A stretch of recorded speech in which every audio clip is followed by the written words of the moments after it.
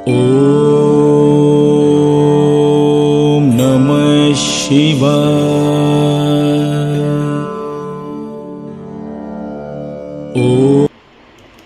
Good morning friends, कैसे हैं आप सब।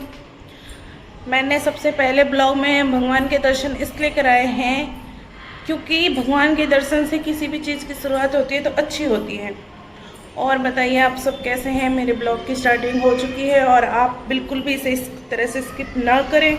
आप लोग हमारी वीडियो को बहुत जल्दी स्किप करते हैं। और जैसा कि आप देख सकते हैं सुबह हुई है तो आज मैं जिम तो नहीं जा पाई हूँ क्योंकि मेरे हस्बैंड के शेड्यूल के साथ साथ मेरा शेड्यूल भी बिगड़ता रहता है। कभी उनकी ए शिफ्ट हो जाती है, कभी उनकी बी शिफ्ट हो जाती है, कभी सी हो जाती है, तो मैं जिम के लिए तो नहीं जा पाई हूँ। कोई नहीं, तो अब खाना बनाने चलते हैं। चलिए।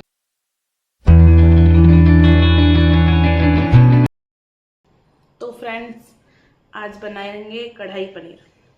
आ जाइए खाने के लिए। जैसा कि देख सकते हैं मेरी पनीर तो कट गई है। अब मैं शिमला मिर्च, प्याज, टमाटर भी काट लेती हूँ, जल्दी जल्दी बना लेती हूँ क्योंकि मेरे हस्बैंड की आज बी शिफ्ट है तो वो जाएंगे। तो जल्दी जल्दी खाना पीना सारा काम कर लेती हूँ मैं, कि बाद में फिर दर्शु तो करने नहीं देगा। बस मेरी सारी सब्जियां अच्छे से कट गई हैं मसाले के लिए कटोरी में, और ये सारी कुछ सब्जी में डालने के लिए। जैसा कि आप देख सकते हैं मेरी कढ़ाई पनीर की सब्जियां कट चुकी हैं। अब मैं जल्दी से जल्दी सब्जी बनाने चल देती हूँ क्योंकि फिर टाइम कम है मेरे पास। ओके, आगे देखिए मैं सब्जी कैसे बनाती हूँ। अब मैं सब्जियों को जल्दी जल्दी से फ्राई कर लूँगी। ये तो सब्जी डालने के लिए जो हम डालेंगे ग्रेवी के अंदर वो है फ्राइड किए हुए। ये ग्रेवी का मसाला जिससे तैयार करेंगे वो हो रहा है। फ्राई करके ही मसाला पीसते हैं जाके ज़्यादा टेस्ट आए। और लेयर्ड वाले पराठे बनाए हैं और साथ में आप देख सकते हैं पनीर की सब्जी बनाए। वो कढ़ाई पनीर तैयार हो चुकी है हमारी। मिर्च के साथ हमने सर्व कर लिया है। और आज शाम की दिया बाती के समय कथा पढ़ी जाएगी क्योंकि सुबह तो मैंने कथा पढ़ी नहीं थी और हस्बैंड थे भी नहीं तो रिकॉर्ड कौन करता, और हस्बैंड भी नहीं थे तो कथा सुनता कौन। अकेले तो कथा पढ़नी नहीं चाहिए, या तो शुद्ध घी का दीपक जला के पढ़ना चाहिए या तो किसी को सुना के पढ़ना चाहिए। तो शुद्ध घी था नहीं भगवान के लिए जो कि मैं उसे जला के पढ़ लेती। तो आगे कथा सुनिए। जिन मोर्चों पर आपकी नियुक्ति कर दी गई है, आप सभी योद्धा लोग उन्हीं मोर्चों पर दृढ़ता से स्थिर रहते हुए सब तरफ से, सब प्रकाश से भीष्म जी की रक्षा करें।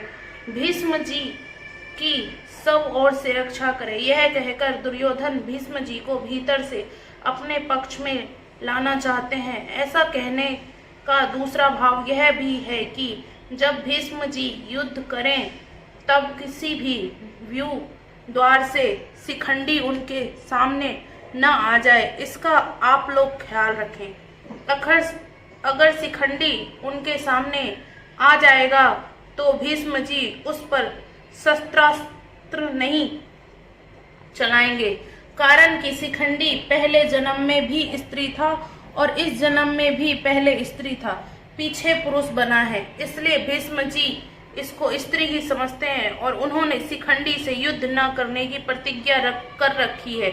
यह शिखंडी शंकर के वरदान से भीष्म जी को मारने के लिए ही पैदा हुआ है।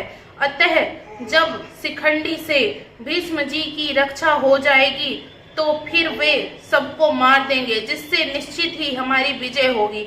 इस बात को लेकर दुर्योधन सभी महारथियों से भीष्म जी की रक्षा करने के लिए कह रहा था। यद्यपि दुर्योधन के हृदय में हर्ष होना शंख ध्वनि का कार्य है और शंख ध्वनि कारण है, इसलिए यहाँ शंख ध्वनि का वर्णन पहले और हर्ष होने का वर्णन पीछे होना चाहिए। अर्थात यहाँ शंख बजाते हुए दुर्योधन को हर्षित किया ऐसा कहा जाना चाहिए, परंतु यहाँ ऐसा ना कहकर यही कहा है कि दुर्योधन को हर्षित करते हुए भीम जी ने शंख बजाया, कारण कि ऐसा कहकर संजय यह भाव प्रकट कर रहे हैं कि पितामह भीष्म की शंख वादन क्रिया मात्र से दुर्योधन के हृदय में हर्ष उत्पन्न हो ही जाएगा। भीष्म जी के इस प्रभाव को धोतन करने के लिए ही संजय आगे प्रतापवान विशेषण देते हैं। यद्यपि कुरुवंशियों में आयु की दृष्टि से भीष्म जी से अधिक वृद्ध वाहिद थे, जो कि भीष्म जी के पिता शांतनु के छोटे भाई थे, तथापि कुरुवंशियों में जितने बड़े बूढ़े थे उन सब में भीष्म जी धर्म और ईश्वर को विशेषता से जानने वाले थे। अतः ज्ञान वृद्ध होने के कारण संजय भीष्म जी के लिए कुरुवृद्ध विशेषण देते हैं। प्रतापवान भीष्म जी के त्याग का बड़ा, वे कनक कामिनी के त्यागी थे, अर्थात उन्होंने राज्य भी स्वीकार नहीं किया और विवाह भी नहीं किया। भीष्म जी अस्त्र शस्त्र को चलाने में बड़े निपुण थे और शास्त्र के भी बड़े जानकार थे। उनके इन गुणों का भी लोगों पर बड़ा प्रभाव था। जब अकेले भीष्म अपने भाई विचित्रवीर्य के लिए काशीराज की कन्याओं को स्वयंवर से हरकर ला रहे थे, तब वहां स्वयंवर के लिए इकट्ठे हुए सब क्षत्रिय उन पर टूट पड़े, परंतु अकेले भीष्म जी ने, जिनसे भीष्म अस्त्र शस्त्र की विद्या पढ़े थे, उन गुरु परशुराम जी के सामने भी उन्होंने अपनी हार स्वीकार नहीं की। इस प्रकार शस्त्र के विषय में उनका क्षत्रियों पर बड़ा प्रभाव था। जब भीष्म सरसैया पर सोए थे, तब भगवान श्री कृष्ण ने धर्मराज से कहा कि आपको धर्म के विषय में कोई शंका हो तो भीष्म जी से पूछ लें, क्योंकि शास्त्र ज्ञान का सूर्य अस्ताचल को जा रहा है, अर्थात भीष्म जी इस लोक से जा रहे हैं। इस प्रकार शास्त्र के विषय में उनका दूसरों पर बड़ा प्रभाव था। पितामह इस पद का आशय यह मालूम देता है कि दुर्योधन के द्वारा चालाकी से कही गई बातों का द्रोणाचार्य ने कोई उत्तर नहीं दिया। उन्होंने यही समझा कि दुर्योधन चालाकी से मेरे को ठगना चाहता है, इसलिए वे चुप ही रहे। परंतु पितामह होने के नाते भीष्म जी को दुर्योधन की चालाकी में उसका बचपना दिखता है। अतः पितामह भीष्म द्रोणाचार्य के समान चुप न रह के वात्सल्य भाव के कारण दुर्योधन को हर्षित करते हुए शंख बजाते हैं।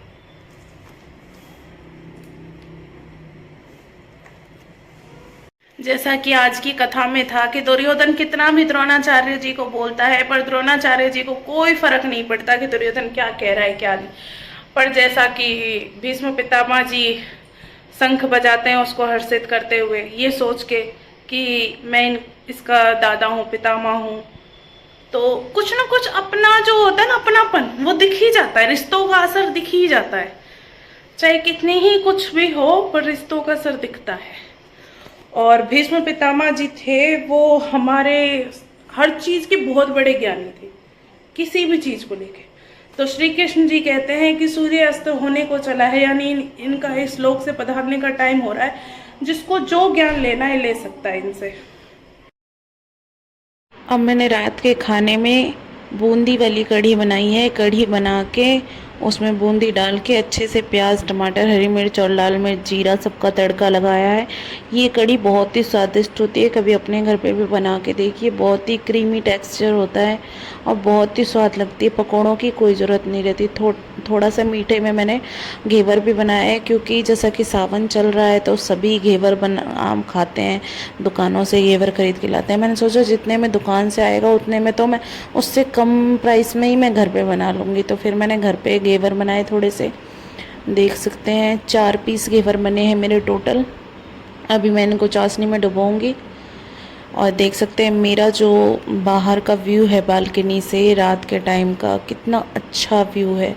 आसमान, सूर्य डूबा है तो उसकी किरणों की झलक, नीचे लाइटिंग, अंधेरा, कितना अच्छा व्यू है। चलिए कोई नहीं, मिलते हैं नेक्स्ट ब्लॉग में। और आप सभी से निवेदन है कि मेरे चैनल को सब्सक्राइब कीजिए, मेरी वीडियो को लाइक कीजिए, शेयर कीजिए, कमेंट कीजिए, ज़्यादा से ज़्यादा मेरी वीडियो को देखिए ताकि व्यूज़ ज़्यादा से ज़्यादा आएँ।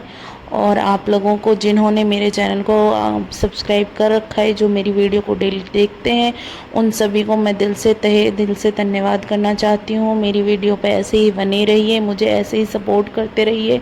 मुझे बस आप लोगों की सपोर्ट की ज़रूरत है और कुछ भी नहीं। और मिलते हैं नेक्स्ट ब्लॉग में।